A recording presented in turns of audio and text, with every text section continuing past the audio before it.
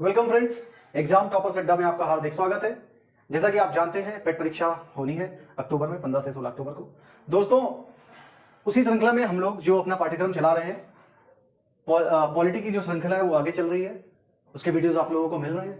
दोस्तों, हिस्ट्री की श्रृंखला आज से चालू कर रहा हूं, उसमें जो भी मुख्य मुख्य टॉपिक हैं उन पर संबंधित वीडियोस आपको मिलते रहेंगे। दोस्तों, इन वीडियो से ये समझिए कि प्रश्न आना निश्चित है। दोस्तों, कहीं जितना पढ़ाऊंगा उससे प्रश्न बाहर नहीं होगा। बहुत ही ध्यान से पढ़िए। संबंधित विषय वस्तु से संबंधित जो भी पीडीएफ है हमारे टेलीग्राम चैनल पे आपको मिलेगी, ठीक है। डिस्क्रिप्शन में मैंने लिंक डाल दिया है।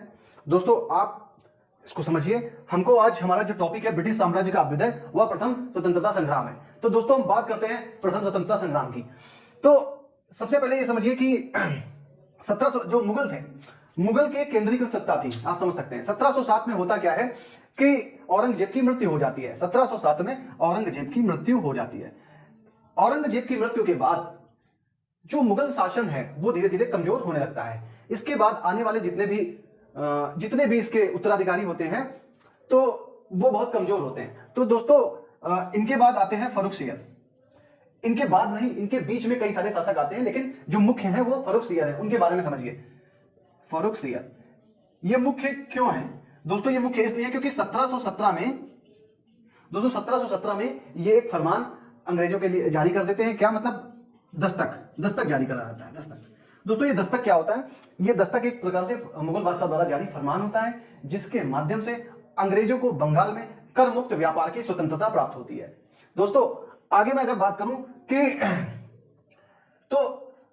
बंगाल में जो मुर्शीद कुली खां है, दोस्तों बंगाल में जो मुर्शीद कुली खां 1700 में बंगाल के दीवान बन जाते हैं। ये 27 वर्षों तक शासन करते हैं। इनके बाद इनके उत्तराधिकारी सुजाउद्दीन और अलीवर्दी खां, दो नाम लिख रहा हूं दोस्तों, सुजाउद्दीन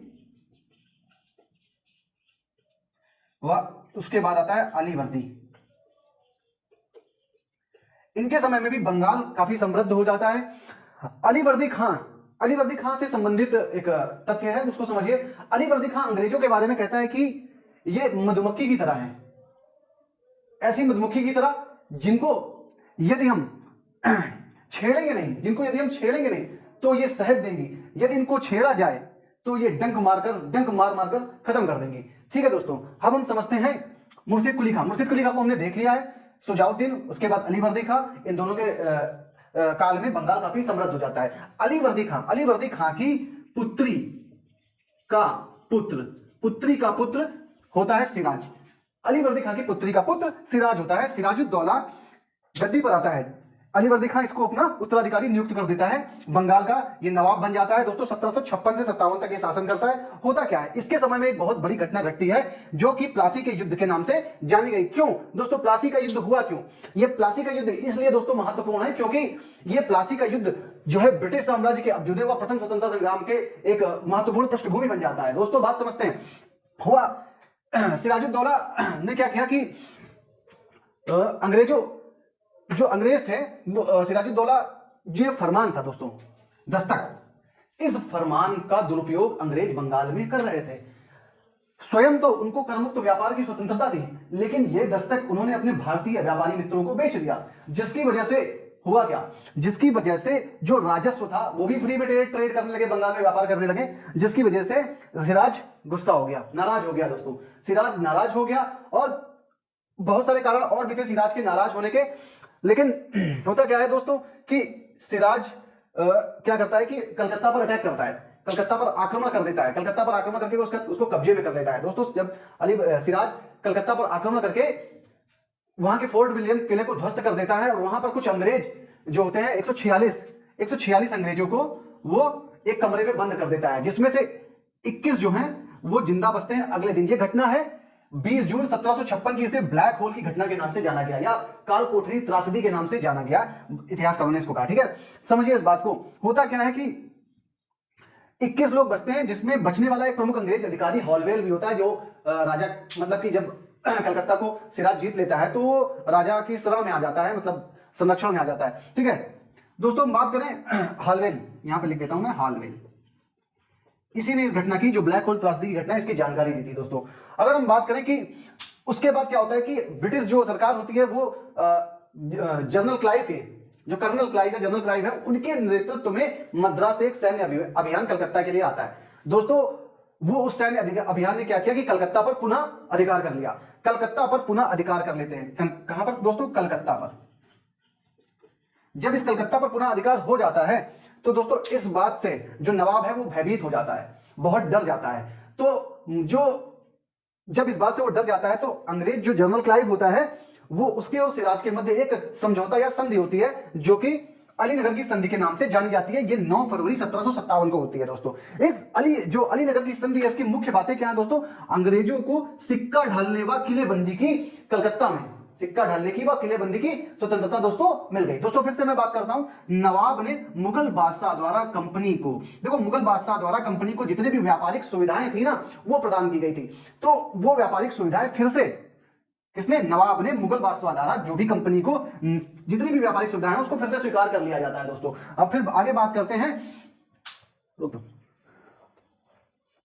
दोस्तों प्लासी का जो युद्ध है, प्लासी के युद्ध की बात करते हैं दोस्तों। ये बहुत ही महत्वपूर्ण है क्योंकि ये युद्ध इस युद्ध के माध्यम से मध्यकाल का अंत होता है दोस्तों। समझिए, मध्यकालीन इतिहास का यहां से विद्वानों के माध्यम से अंत होता है दोस्तों। ये प्लासी का युद्ध क्या था समझिए। प्लासी के युद्ध में जो अलीवर्दी खां की अलीनगर की जो संधि हुई थी दोस्तों, अलीनगर की संधि में जो भी चीजें थी, इसके अलावा भी अन्य चीजें थी, इसमें शांति बनाए रखना आदि चीजें थी, उन चीजों का उल्लंघन होता है क्योंकि जनरल क्लाइव के नेतृत्व में एक सेना चंद्रनगर पर अटैक कर वहां पर कब्जा कर लेती है। तो शांति का उल्लंघन हो गया। बाकी सिराज के मन में और अंग्रेजों के मन में तो ये था, अंग्रेज पहले से योजना बना रहे थे कि इनसे युद्ध करना है। अब तो दोस्तों यहां पर क्या होता है कि 1757 में दोनों सेना प्लासी के मैदान में आमने सामने होती हैं। प्लासी के मैदान में दोनों सेनाएं आमने सामने होती है दोस्तों। और इस प्लासी के युद्ध में क्या होता है कि जो अंग्रेज हैं ये कुछ 3000 की सेना इनकी होती है लगभग, और इनकी करीब 4500 के आसपास की सेना होती है दोस्तों। बात करते हैं कि इतनी सेना, इनसे ज्यादा भी सेना है, लेकिन सिराज इस युद्ध में हार जाता है। क्यों हार जाता है दोस्तों? इसको समझते हैं। क्योंकि इसमें होता क्या है कि जो सिराज की सेना है इसके जो प्रशासन में इसका जो वफादार सेनापति होता है दोस्तों, वो सेनापति युद्ध में भाग ही नहीं लेता है। मतलब युद्ध के समय वो खड़ा केवल मुंह बाधिर बना हुआ देखता है दोस्तों। होता क्या है कि फलता सिराज भाग जाता है, युद्ध के मैदान को छोड़कर भाग जाता है दोस्तों। वो युद्ध के मैदान को छोड़कर जब भाग जाता है तो उसके बाद वो पहुंच जाता है मुर्शिदाबाद के बाद वो फिर कहीं और भाग के जाता है। लेकिन मीर जाफर का जो पुत्र होता है मीरन की आज्ञा पर मोहम्मद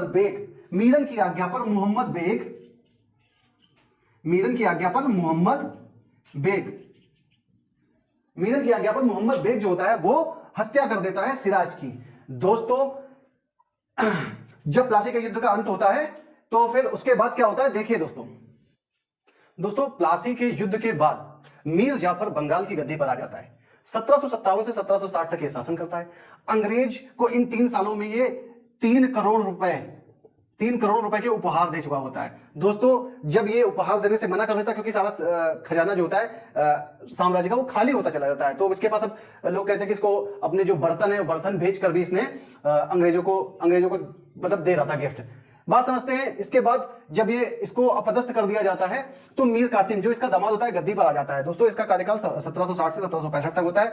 ये थोड़ा सा चालाक था, अंग्रेजों को अच्छी तरह से समझता था। बताते हैं कि अलीवर्दी खां के बाद जो थोड़ा बहुत होशियार था, जो चीजों को समझता था अंग्रेजों की चालों को, वो मीर कासिम था। इसने क्या किया, मुर्शिदाबाद से मुंगेर राजधानी को स्थापित कर दिया। मुर्शिदाबाद जो था वो मुर्शीद कुली खां के समय में राजधानी थी। मुर्शीद कुली खां ने ही मुर्शिदाबाद को अपनी राजधानी बनाया था। उसके बाद मीर कासिम ने मुर्शिदाबाद से मुंगेर राजधानी स्थापित कर दी। दोस्तों अब हम बात करते हैं बक्सर के युद्ध की। दोस्तों बक्सर का युद्ध कैसे होता है समझिए इस बात को। बक्सर का जो युद्ध है उसके लिए जो मीर कासिम है, मीर कासिम क्या करता है कि जो अंग्रेज जो भी फरमान के माध्यम से मतलब जितना भी मुक्त रूप से व्यापार कर रहे होते हैं उस पर ये प्रतिबंध लगा देता है, ठीक है ना।